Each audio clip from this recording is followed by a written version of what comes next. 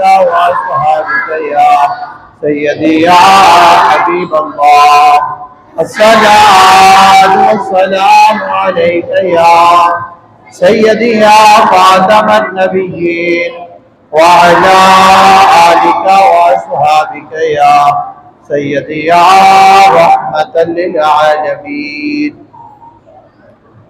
اللہ تبارک و تعالیٰ کی حمد و ثنا کے بعد نبی پاک صاحب الاولاد صلی اللہ علیہ وسلم آپ کی بارگاہ ناز میں ہدیہ درود و سلام پیش کرنے کے بعد الحمدللہ ثم الحمدللہ 10 روزہ اصلاح نماز قرص کا آج کا ہمارا 5واں دن، آج کا ہمارا 5واں دن، اور آج کا جو ہمارا عنوان اور آج جو ہمارا ٹاپک ہے وہ ہے غسل کے احکام اور مسائل۔ غسل کے احکام اور مسائل کو ریپیٹ کیا ہے۔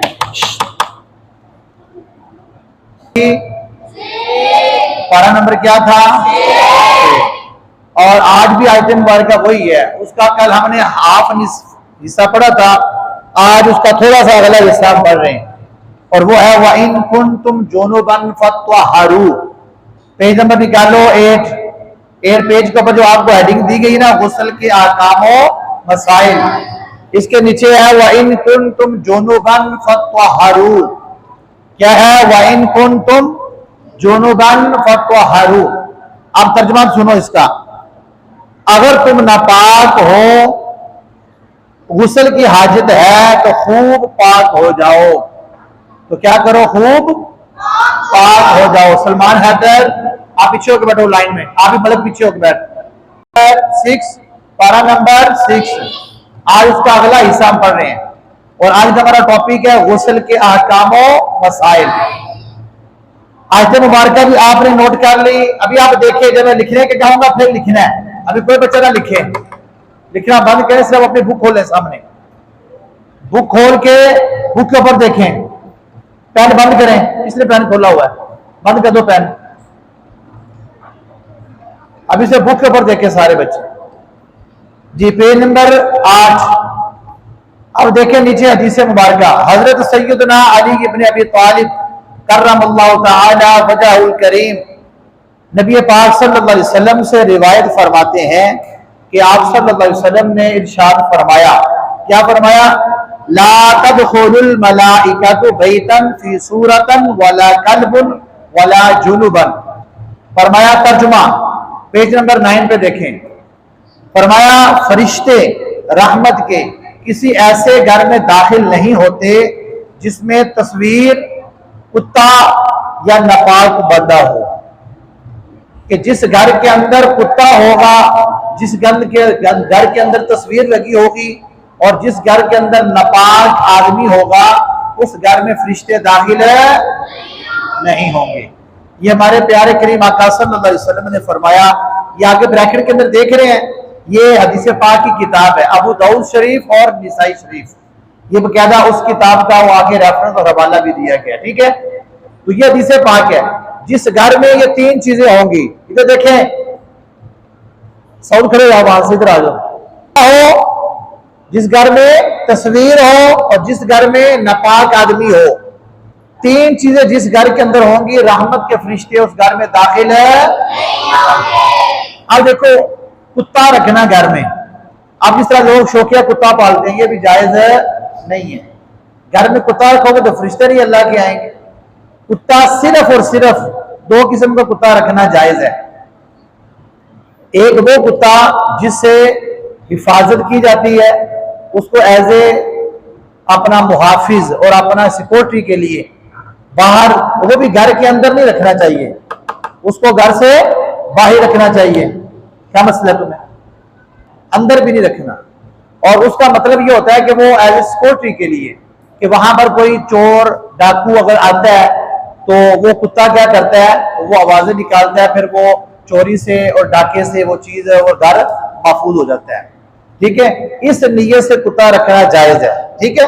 نمبر 2، دوسرا کتا شکار کے لیے، کس کے لیے؟ شکار۔ بعض شکاری ہوتے ہیں نا، ان کے پاس کتے ہوتے ہیں، اور وہ جنگلوں میں جب جاتے ہیں، صحراؤں میں یا سمندروں میں، تو وہ کتا انہوں نے سکھایا ہوتا ہے اس کو شکار کے لیے. جب وہ شکار دیکھتا ہے وہ کتا حملہ کرتا ہے, حملہ کر کے اس کو دبوچ لیتا ہے, اس کو پکڑ لیتا ہے منہ میں, پھر لا کے اپنے مالک کو دیتا ہے. تو یہ دو قسم کے کتے گھر میں بھی رکھنے, ان کو رکھنا, ان کو پالنا جائز ہے, اور وہ بھی گھر کے باہر ہوں, گھر کے اندر نہ رکھے جائیں.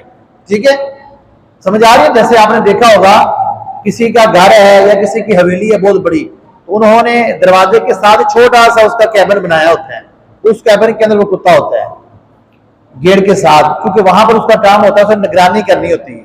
ٹھیک ہے, ایسے جو شکاری کتے ہوتے ہیں وہ بھی گھر کے اندر نہیں ہوتے, ان کا بھی گھر کے باہر ایک ایسا کیبن بنا کے اس کو وہاں پہ رکھا جاتا ہے. ٹھیک ہے, اور جب وہ شکار کے لیے جاتے ہیں تو کتے کو ساتھ لے جاتے ہیں. تو یہ دو قسم کے کتے رکھنے جائز ہے. گھر میں شوقیہ کتا پال کے رکھنا یہ کیا ہے؟ گناہ ہے, اور یہ جائز نہیں. کیوں؟ جس گھر میں کتا ہوگا اس گھر میں اللہ کے رحمت کے فرشتے نہیں ہوں گے. سمجھ آ گئی؟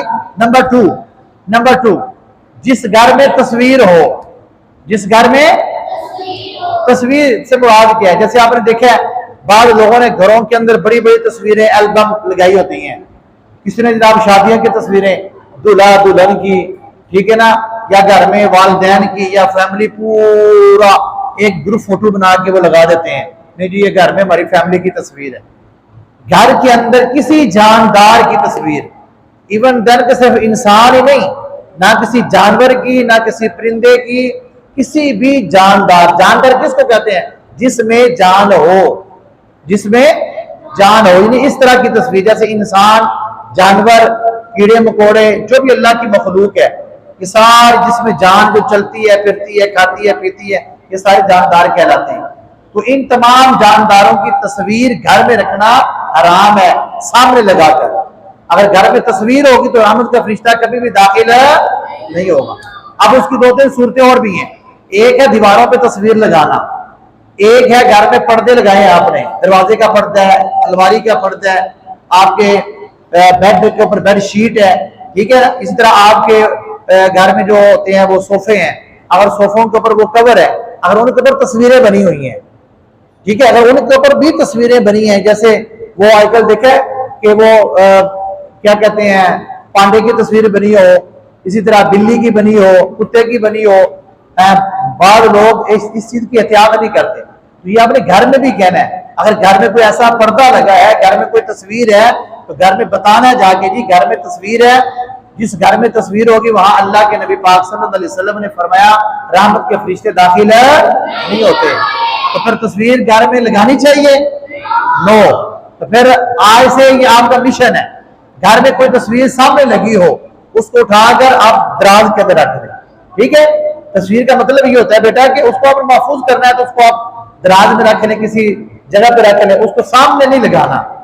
جس گھر میں تصویر لگی ہوگی اس میں فرشتہ داخل نہیں ہوگا. اور ایک اور بڑی اہم بات, جیسے آپ لوگ اپنے کپڑے خریدتے ہیں,